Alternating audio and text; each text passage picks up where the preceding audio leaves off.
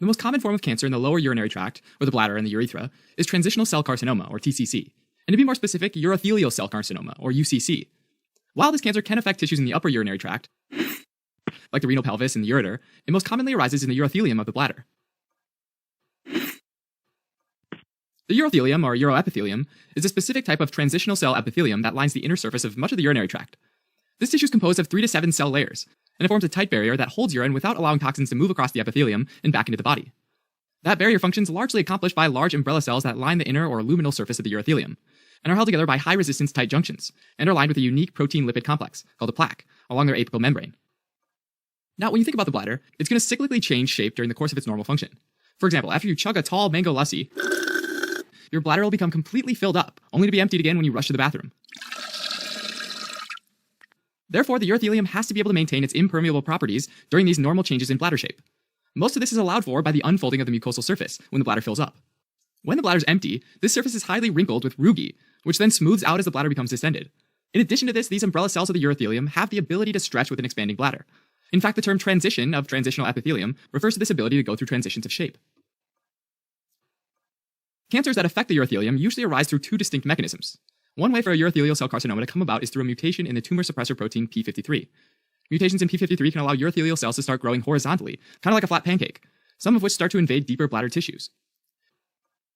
The other, less aggressive way for a urothelial cell carcinoma to come about is independent of p53 mutations, and occurs when finger-like extensions called papillary tumors grow outward from the urothelium, although these can occasionally invade deeper bladder tissues as well.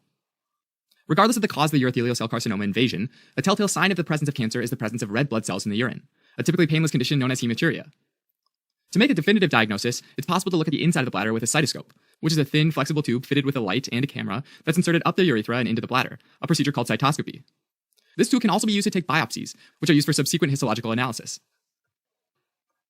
Urothelial cell cancers most commonly happen in older patients, and have been linked to various carcinogens. One way to remember some of these well-known causes is the phrase, having trouble with your pee-sac, which has a fairly helpful mnemonic. P stands for phenacetin, which was a common analgesic until it was banned by the FDA in the 80s, in part because of its link to urinary tract cancers. S stands for smoking, which is the biggest risk factor, giving you yet another reason to not pick up the habit. A stands for aniline, which is an organic compound used in rubber and dye manufacturing. And C stands for cyclophosphamide, which is a medication used to treat cancers and autoimmune diseases, which has a toxic effect on the bladder. Heavy alcohol use and chronically having extended dwell times of urine in the bladder, think about truck drivers that don't pull over very often to use the restroom, are also linked to urothelial cell carcinomas. Unfortunately, these cancers can be difficult to treat because they're often multifocal and can recur after treatment.